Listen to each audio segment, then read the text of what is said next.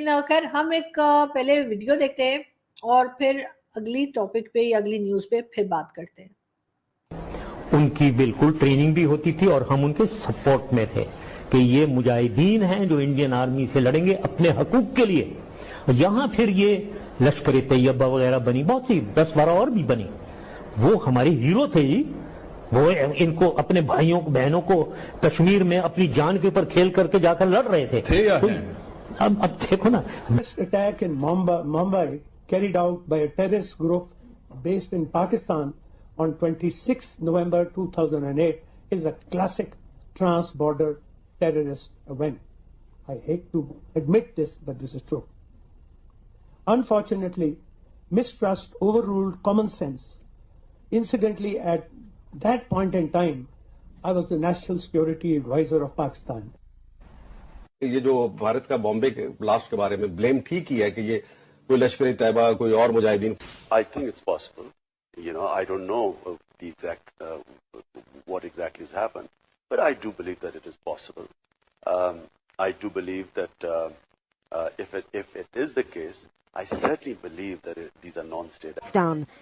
Some part of the conspiracy has taken place in Pakistan, and all those, according to the available information, most of them, they are in our custody.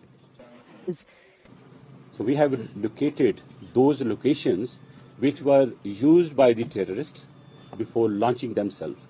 No militant groups. Including Jamaat Dawa? Exactly. There would not be any militant groups operating within Pakistan. Can I ask you something? How can I be more specific than that? Would you name Jamaat? जी, तो ये खैर video मैंने आपको एक दिखाई और इसके साथ जो न्यूज़ है वो मैं आपको ये बता दूं कि जी एनएसए जो है इंडिया के अजीत डोवल साहब, उनका कहना है कि जी अफगानिस्तान में जो टेररिस्ट नेटवर्क्स हैं वो मैटर ऑफ कंसर्न है। अब ये बात तो उन्होंने कह दी, लेकिन साथ साथ हम ये भी बताते चलें कि जी पाकिस्तान के ऊपर कहीं ना कहीं से बात आ ही जाएगी घूम फिर कर, क्योंकि पाकिस्तान से इतनी मोहब्बत है ना इंडियंस को कि वो कोई भी बात हो घूम फिर के आ ही जाती है। वैसे कुछ तो हमारे करतूत भी ऐसे हैं, सिर्फ ये नहीं कि प्यार है, प्यार तो खैर बहुत है, लेकिन ये कि वो करतूत भी हमारे ऐसे कि कोई भी बात होती है टेररिज्म से जुड़ी हुई या टेररिस्ट से जुड़ी हुई तो वो घूम फिर के ना सिर्फ भारत बल्कि दुनिया के किसी भी कोने में हो रही हो वो आके हमारे यहाँ लैंड करती है। तो बिल्कुल ऐसा ही मुझे लग रहा है कि ये बात भी यहीं पर आएगी। लेकिन साथ साथ मैं ये भी आपको बताती चलूं कि जी वैसे तो हमारे यहाँ 2-3 हमारे मेहमान हैं जो रह रहे हैं, हमारे यहाँ मुसलसल रह रहे हैं और मुफ्त की रोटियां तोड़ रहे हैं, जिसमें हाफिज सईद भी हैं और साथ साथ ये आप लोगों के जाने पहचाने दाऊद इब्राहिम और मसूद अजहर और पता नहीं कौन कौन। लेकिन ये भी कहा जा रहा है कि जी पाकिस्तान जो है वो ये दावे करता रहा है कि 1980 से पाकिस्तान का कहना है कि जी उनका इन्फ्लुएंस है अफगानिस्तान में। तो फिर जी ये टीटीपी, दाइश और साथ अफगान तालिबान या वो अलकायदा वाले, ये सब भी इसका मतलब है कि हमें उनका भी पता होगा, उनके ठिकानों का भी पता होगा, उनके करतूतों का भी पता होगा। तो पाकिस्तान इसके ऊपर काम क्यों नहीं कर रहा? पाकिस्तान इन लोगों के ऊपर बातचीत क्यों नहीं कर रहा? जिस तरह से इंडिया में बात चल रही है, इंडिया में कॉन्फ्रेंसेस हो रही हैं और वो टेररिज्म के ऊपर बात कर रहे हैं, लेकिन पाकिस्तान में ऐसा कुछ नहीं हो रहा। पाकिस्तान में ना कोई कॉन्फ्रेंस अरेंज की जा रही है, ना कोई टेररिज्म पे बात की जा रही है और ना ही कोई डिस्कशन हो रहा है। हम सिर्फ ये लगे हुए हैं कि जी इमरान खान ने क्या कर दिया और शहबाज शरीफ ने क्या कर दिया। नवाज शरीफ भाग के लंदन क्यों चले गए और जरदारी साहब क्या कर रहे हैं? कितने दिन की गवर्नमेंट रह गई है, कितने दिन में गवर्नमेंट गिर जाएगी, इलेक्शन कब होंगे और इलेक्शन के बाद कौन आएगा, आर्मी चीफ कौन सा गया, आर्मी चीफ कौन सा आया, आर्मी ने कितने पैसे खा लिए, बाजवा साहब ने कितने पैसे बना लिए, अगला जो आर्मी चीफ आया है वो क्या करेगा, अगला मिलीनियर कौन होगा, अगला बिलीनियर कौन होगा। इसी किस्म की बातें हो रही हैं, लेकिन एक भी जो है ना तो कोई हमने वर्कशॉप होती सुनी, ना कोई कॉन्फ्रेंस होती सुनी, ना कोई डिस्कशन सुना, ना टीवी पे सुना, ना किसी ने प्राइवेटली ऐसा कुछ किया है कि जिसमें बातचीत हो रही हो कि जी टेररिज्म के खात्मे का किस तरह से काम किया जाएगा, टेररिज्म को कैसे रोका जाएगा। और ये सारे जो अनमोल रतन हमने अपने मुल्क में रखे हुए हैं, चाहे वो हाफिज सईद हो, चाहे वो मसूद अजहर हो, चाहे वो दाऊद इब्राहिम हो या बाकी पता नहीं कौन कौन से जो है सारे नाम जो है वो आप लोग भी जानते हैं। तो ये सब लोग जब यहाँ पर हैं, मौजूद हैं, या फिर हम कह देते हैं जी वो तो अफगानिस्तान भाग गया, उसके तो वो तो दुबई में रहता है, यहाँ तो कोई रहता ही कोई नहीं है। تو پھر یہ تو خیر ہم نے جو ہے وہ آپ جانتے ہیں کہ اسامہ بن لادن کے لیے بھی کہا تھا، تو اس کے اوپر ہم کام کیوں نہیں کرتے؟ ہمارے یہاں اس کے اوپر بات چیت کیوں نہیں ہوتی؟ اس کے اوپر ڈائلاگ کیوں نہیں ہوتا؟ اور کیوں ہم نے یہ سارے ہیرے جو ہیں وہ رکھے ہوئے ہیں؟ اس لیے کہ اگر کسی وقت ان ہیروں کو چاٹ لیا تو موت ہماری ہی ہوگی، کسی دوسرے کی نہیں۔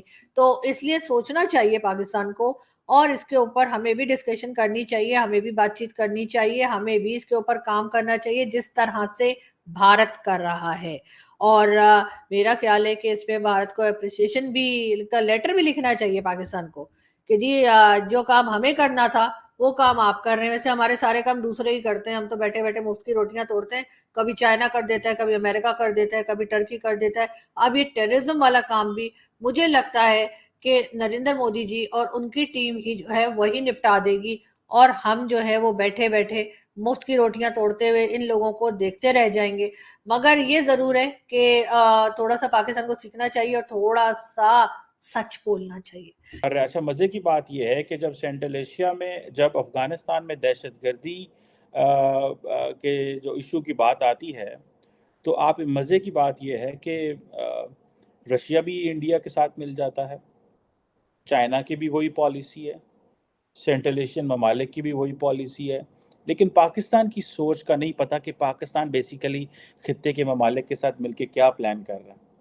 نہ تو ہمارا رشیا سے کوئی اچھے ٹرسٹ ایشوز ہیں، کیونکہ ٹرسٹ گیپ ہے بہت زیادہ، ہم کیونکہ امریکن بلاک میں ہیں تو ہمیں تو عادت ہے سیدھی بلاک پالیٹکس کرنے کی، ہمیں تو عادت ہی نہیں ہے کہ ہمیں جو ہے وہ سب کو ساتھ لے کے چلنا ہے۔ پاکستان کو دنیا کہتی رہی اور انڈینز کہتے رہے کہ بھائی ہم آپ کو جو ہے وہ آپ ہمیں افغانستان کے ساتھ کاروبار کرنے دیں، ٹریڈ کرنے دیں۔